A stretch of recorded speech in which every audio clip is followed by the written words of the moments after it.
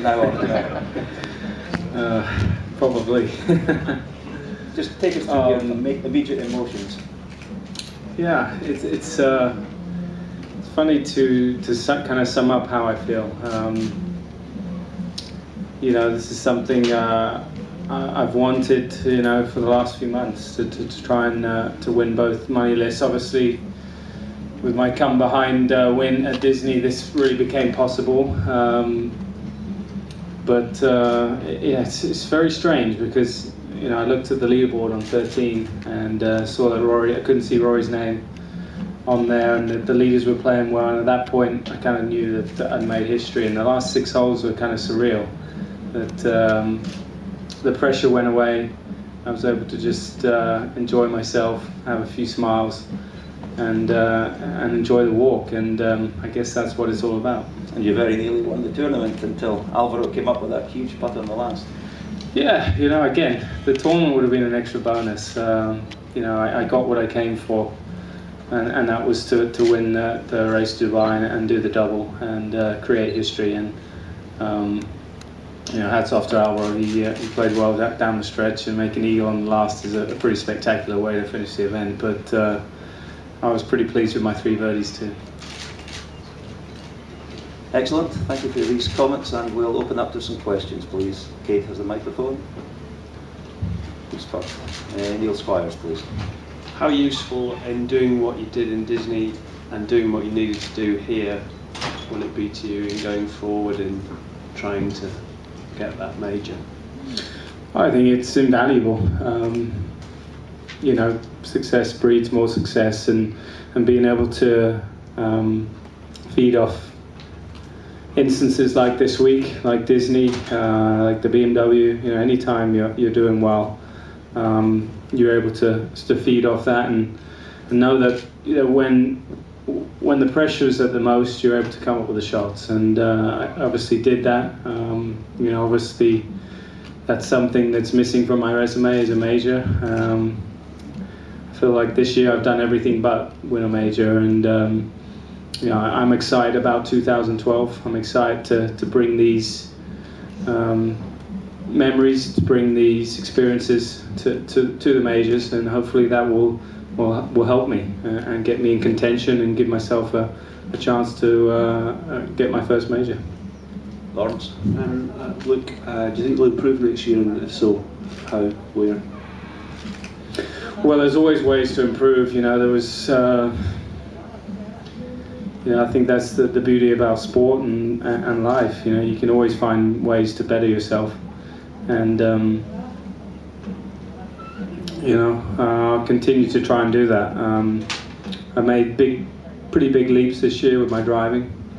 My statistics in terms of hitting fairways and hitting greens were a lot better this year, but they certainly weren't the best of anyone, and I can improve that. I can improve you know, other statistics. I look very closely at the statistics and figure out, you know, where there are areas that I can improve, and you know, I'll be working on that in the off season. Derek, please. Luke, Alvaro was just saying that he looks at what you've done this year and can only conclude you must feel great under pressure. Is that how you feel? And could you talk the process? You know, how you've got to this stage?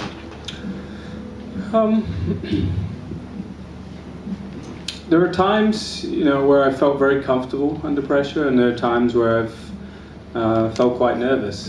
But my golf really hasn't changed despite the different feelings. You know, this week I felt very nervous, and you know, it showed in a couple of t-shirts. Perhaps it showed that you know, there's still improvements to be made in my swing. There's still a few flaws that creep in now and again that cause some of those tee shots. But you know, the last 3 days I didn't swing at my best.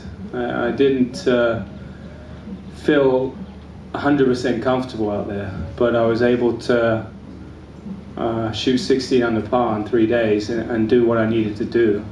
And you know, those kind of experiences are invaluable for going forward in terms of trying to win my first major.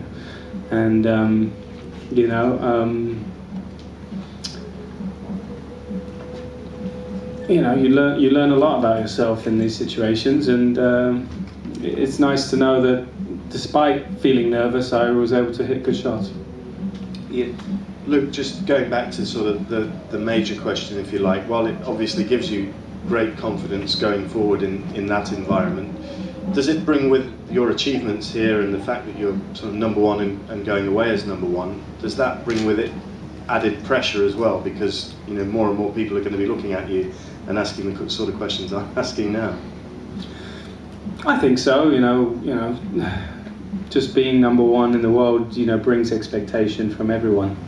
It brings expectation from myself. This has been a great year, but I feel like there's ways to improve, and obviously one of those ways is to be a bit more consistent in the majors and give myself more opportunities and hopefully pick up a win. I think I've proven quite a few times that under pretty extreme pressure I've been able to deal with it. So hopefully that'll be the case in majors as well. So that kind of pressure doesn't make it harder? I think pressure makes it harder, but I've been able to deal with it pretty well. It doesn't make it easier for sure, but you try and use pressure to your advantage in the fact that drawing off past experiences. As I said, I didn't really have my best the last 3 days, but I was able to shoot 16 under. Ollie?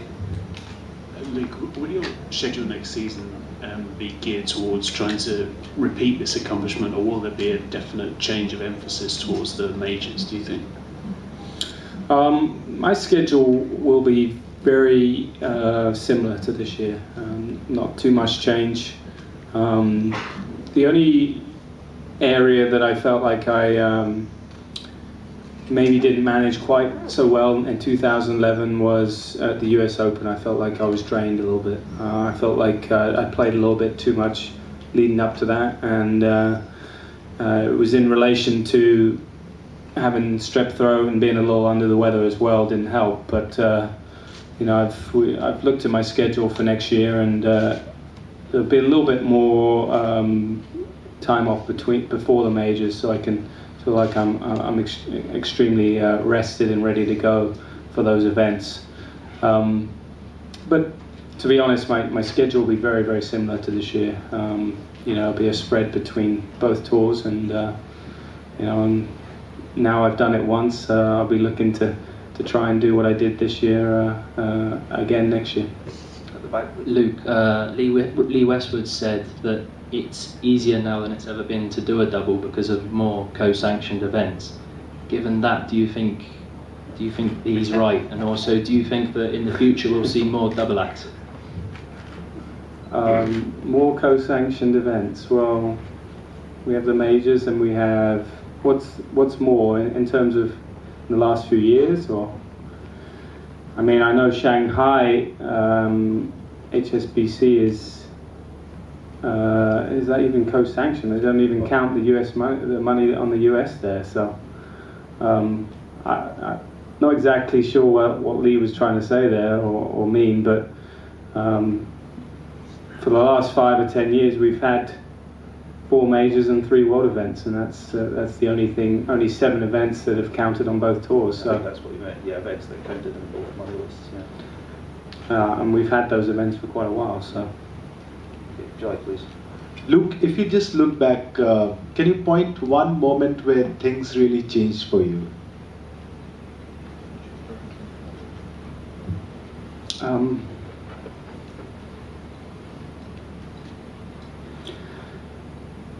I suppose from a mental standpoint, probably the birth of my first child, Ellie, February of 2010. I think just becoming a father changes you, and it changed me in a very positive manner. I've said this before. I just felt like, golf has always been very important to me, but maybe it was too important before I had children. Maybe I was a little bit too concentrated on it. My dad always told me to lead a balanced life, and I think I did. But sometimes you can get a little bit too into something, and it affects you. if you don't succeed. You know, with having a daughter, I was able to let go of some of those frustrating days at the office and know that I had a smiling, lovely, healthy family at home. So I think that's really helped me as a person and as a golfer. And you know, a few months later, I won in Madrid, and everything's kind of kicked off from there. Lawrence, please. Look, a few years ago, the kind of theory was that golf would be dominated by huge guys, big muscular guys. Yeah, it's not that impressive. So, I mean, I wonder what you think of the theory that you've been maybe perhaps your biggest achievement this year is to kind of redefine what it takes to dominate in golf. I mean, have you thought about it? I'm sure there are golfers out there, you know, that have looked at my success and figured out that you don't need to hit it, you know, 100 miles of us, you know, 350 yards off the tee. It helps. I mean, you know, one of Alvaro's biggest strengths, and I'm sure it helped him this week. But there's definitely more to this game than hitting it far. I would certainly love to hit it further. I think it would make life a little easier, but I've got to stick with what I have, what my talents are, and certainly a good proficient short game and you know, good putting is proven in statistics. If you can do it, and you're going to have a decent year no matter what.